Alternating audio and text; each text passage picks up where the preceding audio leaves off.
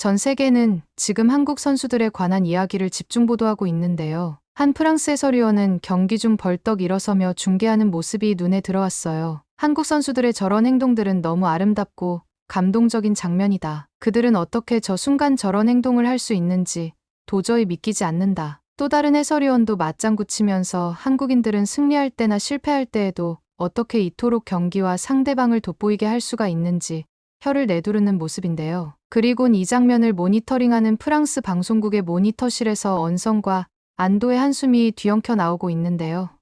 뭐야, 또 한국 선수야? 한국 선수들만 나오면 시청률이 폭발하고 각본 없는 드라마가 되는 거냐고. 이 망한 올림픽 누구 때문에 숨붙이고 있는 건지 몰라? 대체 무슨 일이 닥쳤는지 함께 알아보러 가실까요? 안녕하세요. 저는 프랑스 국영방송국에서 PD로 일하고 있는 미나라고 합니다. 꿈을 안고 방송일에 뛰어든 지도 벌써 20년이 다 되어 가네요. 지난 날을 돌이켜보면 늘 새로운 콘텐츠와 시청률이란 압박감에 짓눌려 살아왔던 것 같아요. 그럴 때마다 특별한 취미 없이 와인에이존의 답답한 가슴을 쓸어내리며 버텨왔어요. 가끔 생각해보면 청춘을 다 바쳐 일에만 몰두한 것이 후회스럽고 헛헛한 마음이 들기도 합니다. 저는 이번 파리 올림픽을 중계하고 기획하는 책임을 맡게 되었어요. 말도 많고 이슈도 많은 올림픽이 벌써 반환점을 돌고 막바지로 향하고 있는데요. 제가 올림픽 시작 전부터 지금까지 카메라 뒤에서 경험하고 느낀 솔직한 이야기를 전하고 싶어서 이렇게 글을 작성하게 되었습니다. 저는 일반 중계화면으로는 볼 수 없는 선수들과 코치진들이 감춰진 모습들을 볼 수 있는 기회가 많이 있는데요. 선수들이 화면 뒤에서 시합을 준비하고 짐을 챙겨 돌아가기까지의 모습은 매번 각본 없는 드라마를 보는 듯 감동을 전해줍니다. 카메라 뒤에서 저도 모르게 감정이 이입돼 남몰래 눈물을 흘린 적도 많았어요. 그렇기에 선수들과 감독진들의 흘린 땀과 눈물을 세심하게 화면으로 담아내려 최선을 다하고 있습니다. 그것이 선수들과 시청자들을 위해 보답할 수 있는 최선의 배려라고 생각했거든요. 그러다 보니 선수들이 올림픽 대회에 임하는 태도나 사람들을 대할 때의 인성을 대략 가늠할 수 있게 되더군요. 프랑스 정부는 올림픽 전에 긴급 점검 차원에서 2편의 다큐멘터리를 제작해 달라는 지시가 내려왔어요. 파리시에서도 문제의 심각성을 누구보다 잘 알고 있었거든요. 고질병처럼 겪고 있는 가장 심각한 문제를 다큐멘터리로 제작하게 되었는데요. 한편으로는 이 영상을 보고 파리 시민들이 질서의식이나 생강을 개선하는데 적극적인 동참을 바라는 마음으로 기획했습니다. 첫 번째 영상은 수질 논란이 되고 있는 생강과 서울의 한강을 비교하는 영상이었는데요. 차마 제 입으로 말하기 부끄러울 정도로 너무 비교가 되어서 자존심의 상처를 받기도 했어요. 마치 제 치부를 전 세계 사람들에게 오픈하는 심정이었으니까요. 그러면서도 한국이 이렇게 성장한 것에 내심 놀라면서 촬영했습니다. 처음에 대장균 수치가 파리 생강이 한강에 무려 100배 높다는 것이 도무지 제 상식으로는 납득이 가질 않더군요. 제 눈으로 직접 확인하고 싶은 마음도 컸습니다. 한강은 오히려 생강보다 큰 데다 1000만 명이 넘는 사람들의 식수로도 공급이 되고 있다는데요. 감탄도 되면서 의아한 생각이 먼저 들더라고요. 두 번째 영상은 파리 지하철과 세계 지하철을 비교하고 개선하자는 취지였는데요. 이 중에 한국의 지하철이 일본 도쿄와 중국 상하이를 제치고 단연 세계 최고로 평가받아서 집중 조명하게 되었어요. 한국의 지하철과 인프라는 믿기 힘들 정도로 편리하고 완벽했습니다. 그에 반해 파리의 지하철은 빈대와의 전쟁을 선포할 정도로 빈대로 골머리를 앓고 있기도 하거든요. 그뿐만 아니라 노숙자들과 배설물들이 뒤엉킨 냄새로 가득해 시민들이 문살을 찌푸리며 이용해야 하는 지경입니다. 다큐멘터리를 촬영하면서 한국이 철저하게 한강을 관리하고 교통수단의 인프라를 구축하는 과정과 아끼지 않는 투자가 있기에 가능하단 걸 알게 된 계기였어요. 무엇보다 돈만 있으면 해결되는 문제가 아닌 시민의식이 필히 뒷받침돼야 하는 사실을 깨닫게 되었습니다. 자금력과 시간 그리고 시민들의 의지 등 3박자가 맞아야 하는 것이었죠. 두 다큐멘터리는 프랑스 시민들의 기대와 충격을 반영한 듯 70%에 육박하는 시청률을 기록할 정도로 전례 없는 인기를 끌었어요. 이 두 개의 영상에서 프랑스가 배우고 고쳐야 될 본보기가 된 나라는 놀랍게도 한국이었습니다. 의도한 것은 아니었지만 결과적으로는 한국이 두 개의 다큐멘터리의 주인공이 된 셈이죠. 이 다큐멘터리를 보고 방송국으로 수많은 문의가 쏟아지기도 했는데요. 한 시청자분은 부풀리고 조작한 게 아니냐고 도대체 믿을 수 없다며 항의하기도 했거든요. 한국은 믿기 어려울 정도로 철저하게 생명 같은 물과 시민들의 발이 되어주는 교통수단을 세계에서 가장 잘 이루어냈고 유지해 나가고 있는 것입니다. 이런 부분이야말로 삶의 질을 높이는 가장 중요한 요소 중 하나 아닐까요? 사실 이 두 개의 문제는 올림픽을 떠나서 파리 시민들의 일상생활에 가장 밀접하게 관련돼 있는 문제잖아요. 그래서 땜빵식으로 처리해야 할 문제가 아니라 지속적이고 적극적으로 국가와 시민이 나서야 하는 중차대한 일이라고 생각합니다. 하지만 여전히 생강은 수조 원을 쏟아붓고도 문제가 많았고 지하철 내의 소매치기나 청결 상태는 크게 개선된 게 없었어요. 저 또한 유럽 문화의 중심지인 파리의 이런 현실을 인정하기 싫었고 영상에 담아 노출시키는 것이 창피한 생각이 들기도 했어요. 아무리 문화보존과 친환경 정책이 중요하다고 하지만 일상생활에서의 인프라의 중요성을 간과하는 것은 웃긴 모순이란 생각이 들었습니다. 그렇게 우려와 논란 속에 올림픽은 예정대로 개막식을 치르게 되었는데요. 솔직히 말하자면 저는 물가에 내놓은 아이처럼 불안한 마음이 들었어요. 리허설 때부터 문제의 조짐이 많았으니까요. 아니나 다를까 막상 문을 연 파리올림픽은 개막식에서 기묘하고 어정쩡한 연출로 말들이 많죠. 개막식 영상을 IOC 측에서 삭제해버린 것은 올림픽 사상 최초일 정도로 논란이 되었습니다. 너무 앞서간 건지 과감한 시도를 한 부작용인지 아니면 예술에 둔감한 우리들이 안목이 없는 건지 암튼 각종 이슈로 시끄러운 올림픽인 것만은 사실입니다. 특히 장내 아나운서가 대한민국을 북한으로 소개할 때는 저도 식은땀이 나더라고요. 펜싱에서 금메달을 딴 오상욱 선수의 소식을 전하면서는 대회 조직위가 오상욱의 영문 이름을 오상구로 오기했는데요. 네티즌들이 댓글로 수정을 요구하자 그제서야 바로 잡는 모습을 보였어요. 그리고 프랑스 언론이 한국과 일본 국기를 합쳐 한국 국기를 제작했고 메달 집계 차트에서는 한국 순위를 소개하면서 태극기가 아닌 남아프리카 공화국 국기를 잘못 써 빈축을 사기도 했죠. 이런 파리 올림픽 실수에 중국 대표 포털 사이트에서는 이런 반응을 보인다고 했는데요. 너무 한국인들은 작은 실수에도 방방 뛰는 거 아니야? 프랑스인들의 여유에서 비롯된 것인데 한국이 너무 과민 반응하는 거 아니야? 반면 프랑스의 문화평론가는 이런 비판을 내놓았습니다. IOC의 반복되는 실수는 단순 실수로 넘어가기에는 그 빈도가 너무 잦았는데요. 심지어 고의성까지도 의심되기도 합니다. 만약 그게 고의가 아니라면 참가국에 대한 존중이 한참 결여돼 있는 졸전올림픽이란 생각이 들었습니다. 참가국과 선수들에게 올림픽 정신을 강조하는 IOC가 정작 본인들은 제 정신을 어디다 팔아먹었는지 오락가락하고 있죠. 실수가 반복되면 실력이라는 말처럼 이쯤 되면 IOC의 존재 자격을 의심할 수밖에 없습니다. 라며 신랄하게 비판하더라고요. 신조 있는 목소리에 네티즌들은 속이 후련하다며 옹호하기도 했거든요. 여기에 더해 트럼프 대통령도 기독교를 모욕하는 연출이 실망이다 라고 말하기도 했죠.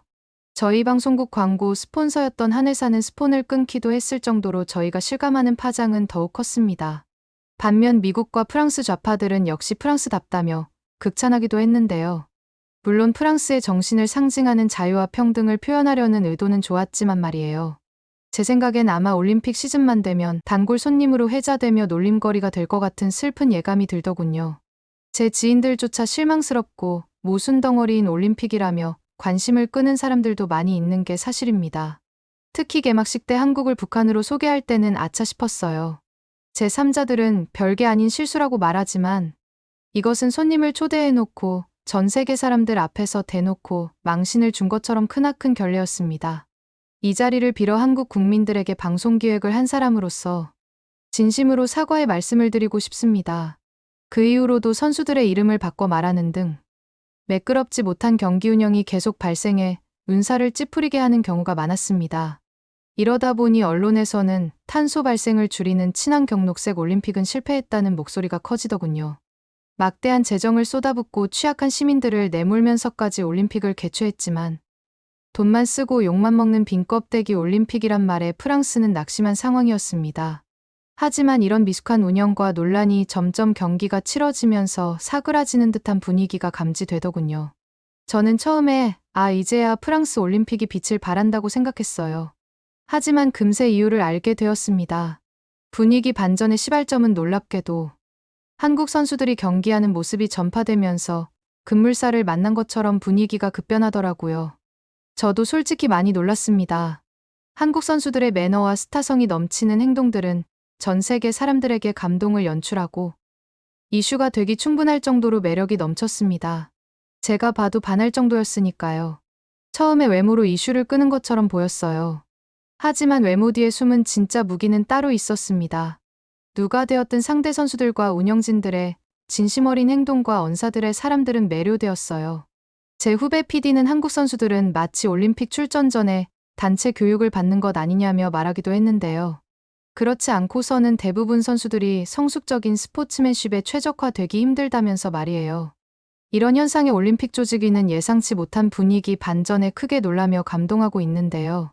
그도 그럴 것이 그토록 외면받고 논란이 많았던 올림픽의 조직위는 매우 곤란해하고 있던 차에 한국 선수들로 인해서 전 세계 흥행몰이에 성공하면서 올림픽 조직위가 크게 고무되어 있어 한국 선수들에게 감사하지 않을 수 없는 상황이 연출되었기 때문입니다.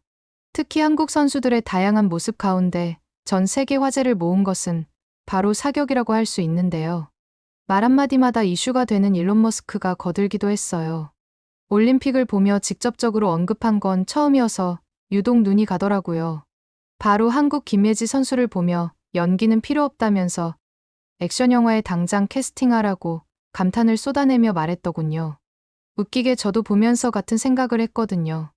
일론 머스크의 발언만 봐도 한국 선수들의 흥행력과 스타성은 전 세계에 증명되었다고 생각했어요. 영상은 순식간에 수천만 조회수를 기록하며 전 세계를 열광시켰습니다.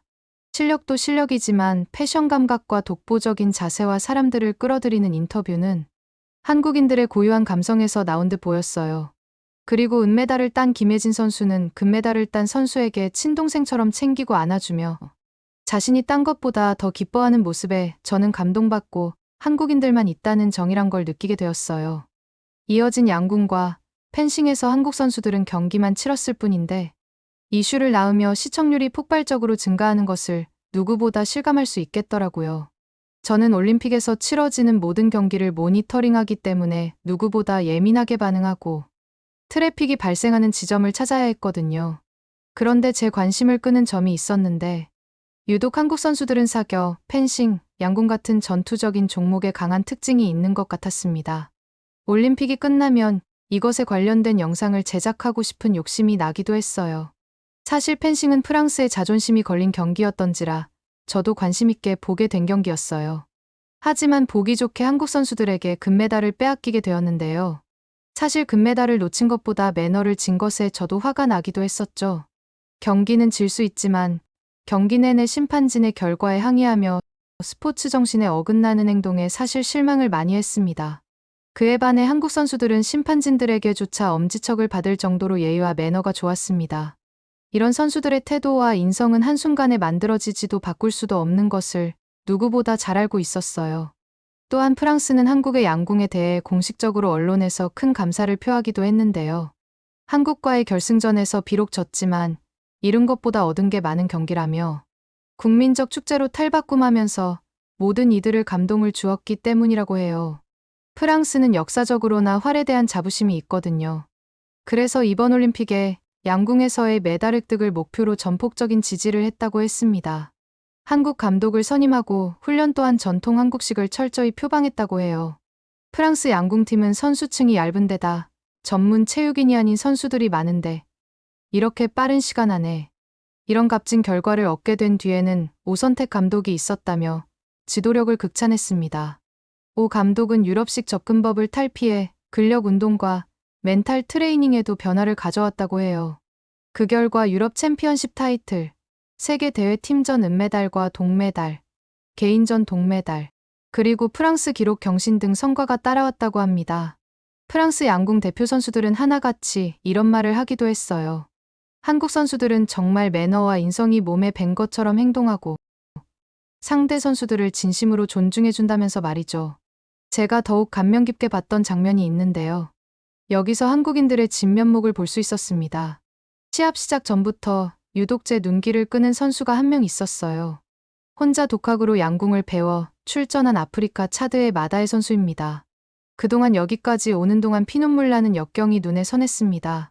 가슴 보호대 없이 다른 선수가 오기 전부터 밝게 웃으며 사람들과 인사하고 컨디션을 조절하고 있더군요. 스폰서나 화려한 장비가 없었음에도 이 선수는 올림픽을 즐겁게 만끽하고 있었어요. 비록 한 점을 쏘고 경기에 졌지만 내전에 시달리고 가난한 국민들을 위해 희망을 주고 싶다며 출전했다고 하더군요. 경기가 끝난 후 마에다의 SNS에는 한국인들의 따뜻한 응원의 메시지로 넘쳐났다고 합니다. 그리고 마에다는 이런 한국 선수들과 한국을 존경한다며 꼭 한국에 가서 훈련을 해보고 싶다는 말을 전하기도 했어요. 저는 이 선수를 보며 파리올림픽이 추구하는 올림픽 정신에 가장 부합되는 선수가 아닐까 생각했습니다. 또한 올림픽 조직위는 적극적으로 한국의 태권도에 대해서 감사를 전하기도 했는데요. 저도 어렸을 적 태권도 도장에 다녔을 만큼 전 세계적으로 이만큼 골고루 보급되어 있는 무도가 없죠. 그만큼 잘 사는 나라든 못 사는 나라든 참가하고 성과를 낼 수 있는 종목이 바로 태권도라고 했어요. 수단 대표팀 한 선수는 난민 신분이 되었지만 공터에 나무를 박아놓고 훈련해 왔다며 한국 사범님의 도움으로 이 자리에 올 수 있었다고 인터뷰를 했습니다. 그리고 종주국 한국이 독점할 수 없을 정도로 실력 또한 상향 평준화돼 있고 평등한 조건에서 감동 장면이 많이 연출된 것이라 기대된다고 하더라고요. 사실 스포츠는 국력이 메달 순이다라는 말이 있을 정도로 강대국들의 전유물이기도 하잖아요. 그러다 보니 약소국들은 메달 하나 따는 것조차 힘든 게 현실입니다. 그런데 이런 약소국들이 가장 메달을 많이 획득하는 종목이 바로 태권도라고 했습니다. 저는 태권도를 보면서 한류의 원조란 생각이 들더라고요. 올림픽이 막바지로 향해 가고 있는데요. 중간 점검을 통해 남은 올림픽을 성공적으로 끝내고 싶은 마음이 간절합니다. 아무쪼록 힘들고 어려운 시기에 많은 사람들에게 재미와 힘이 되어주는 올림픽이 되었으면 하는 바람입니다. 오늘 사연 어떠셨나요? 재밌으셨다면 구독과 좋아요 부탁드립니다. 지금까지 정많은 클로이였습니다. 내일도 재밌는 사연으로 만나요.